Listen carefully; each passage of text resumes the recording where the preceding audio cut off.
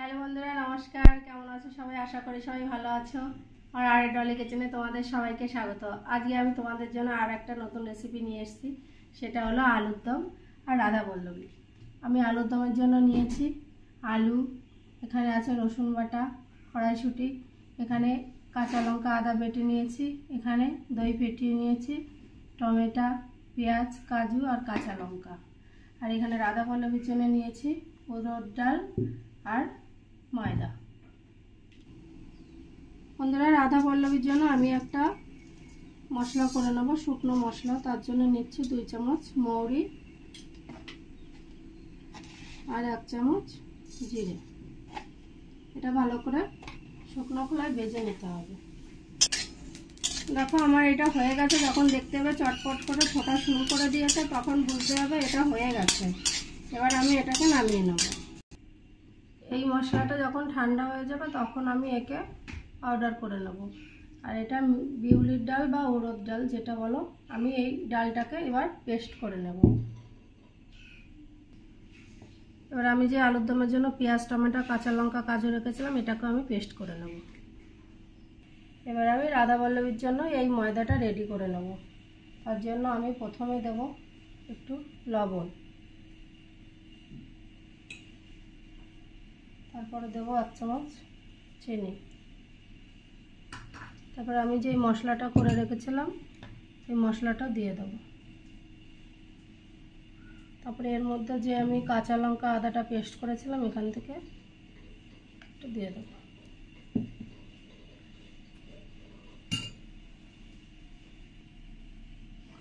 এবার আমি এখানে সাদা তেল দিয়ে দেব।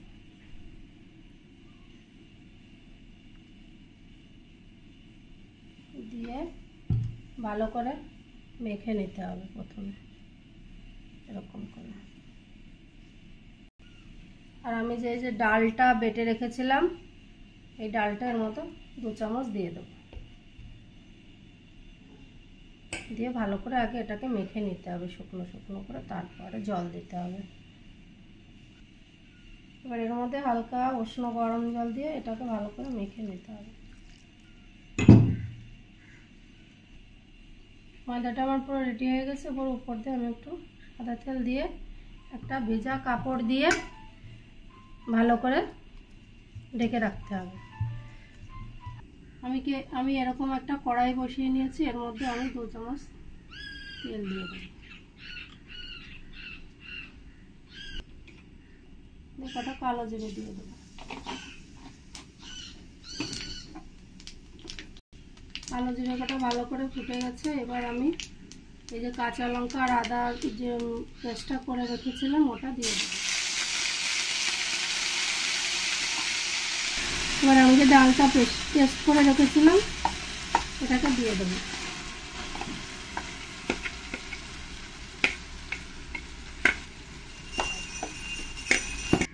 এবার আমি এর মধ্যে একটু লবণ দিয়ে দেবো। আর আমি যে গুঁড়ো মশলাটা করে রেখেছিলাম সেটা দিয়ে দেবো। এবার আমার এই ডালটা রেডি হয়ে গেছে। এবার আমি এটাকে নামিয়ে নেব। আমি যে আলুর দমের জন্য আলুটা নিয়েছি, তোমরা এরকম কাঁটা চামচ বা ছুরি দিয়ে এরকম ছিদ্র ছিদ্র করে নেবে, তাহলে এর মধ্যে তেল ঝাল লবণটা ঢুকবে ভালো করে। আমি আলুর দম করার জন্য এরকম একটা কড়াই নিয়ে নিয়েছি।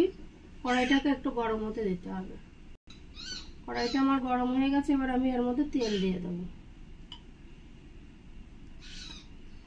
তেল দিয়ে এবারে আলুগুলোকে ভালো করে ভেজে নেব।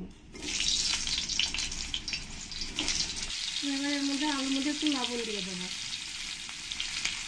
আর কালারের জন্য একটু হলুদ দিয়ে দেবো। আমার আলুগুলো ভাজা হয়ে গেছে। এবার আমি এগুলোকে সব তুলে নেব। এবার আমি আলু ভাজার যে তেল ছিল ওর মধ্যে আরেকটু তেল দিয়ে দেবো। দিয়ে এর মধ্যে জিরে, কটা এলাচ, লবঙ্গ আর দারচিনি দিয়ে দেবো। দুটো তেজপাতা দিয়ে ভালো করে একে 2-1 মিনিট নাড়িয়ে নিতে হবে। এরপরে কাঁচা লঙ্কা আর আদা পেস্টটা দিয়ে দেবো।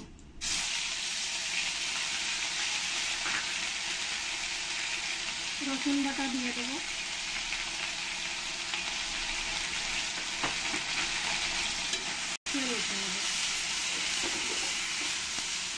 আর আমি আমি যে কাজু টমেটো পেঁয়াজ একসঙ্গে বেটে নিয়েছিলাম ওটুকু দিয়ে দেবো, ওগুলো দিয়ে দেবো,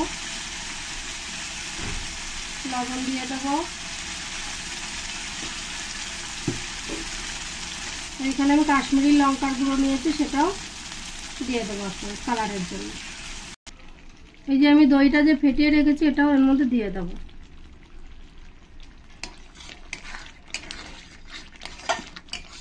এবার এই যে আলুগুলো ভেজে রেখেছি, এই আলুগুলো আমি এবার এই কষানোর মধ্যে দিয়ে দেবো।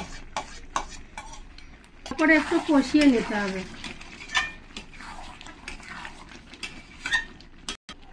এরপরে এই মটরশুঁটিগুলো, এই কড়াইশুঁটিগুলো আমি দিয়ে দেবো। আমি যে ডালটা করে রেখেছিলাম এরকম করে ছোট ছোট গুটি করে নিতে হবে, এরকম করে। আর ময়দাটাকে এরকম মিডিয়াম সাইজ করে নিয়ে এরকম করে ছোট ছোট করে লেচি কেটে গোল গোল করে নিতে হবে। দেখো আমার আলুটা কষানো হয়ে গেছে। এরপরে আমি জল দিয়ে দেবো।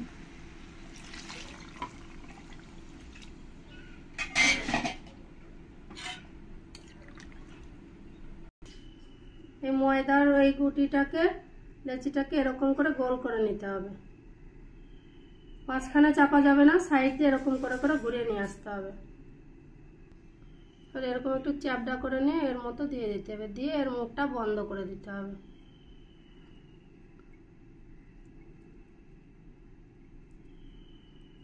এরকম করে আর হালকা হালকা করে বেলে নিতে হবে। জোরে প্রেসার দেওয়া যাবে না, তাহলে ভেতরেরটা বেরিয়ে যাবে, ফেটে যাবে। এটা এরকম বেলা হয়ে গেছে, এটা বেশি পাতলা হবে না, দেখতেই পাচ্ছ আমি যেরকম রেখেছি ঠিক এরকমই রাখতে হবে। তেলটা গরম হয়ে গেলে আস্তে করে দিয়ে দিতে হবে।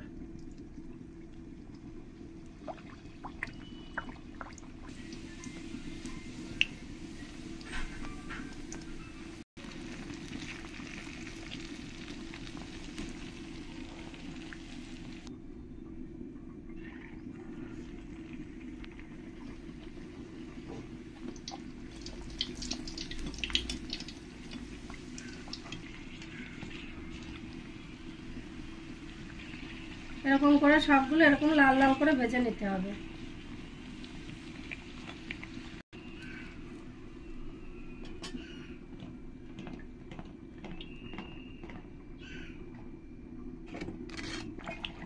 আমার আলুর দমটা প্রায় রেডি হয়ে গেছে। এর আগে আমি একটু গরম মশলা ছড়িয়ে দিচ্ছি, তারপরে এর মধ্যে 1 চামচ ঘি দিয়ে দেবো।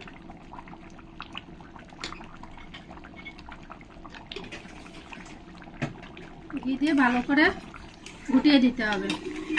এখন একটু ঝোলটা পাতলা পাতলা দেখা যাচ্ছে, কিন্তু ঠান্ডা হলে আরো অনেক গাঢ় হয়ে যাবে।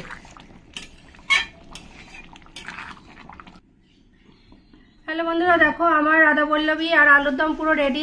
রাধাবল্লভীগুলো দেখতেই পাচ্ছ, প্রত্যেকটা কত সুন্দরভাবে ফুলে গেছে। আর তোমাদের যদি ভালো লাগে তোমরা অবশ্যই এটা বাড়িতে একবার ট্রাই করবে।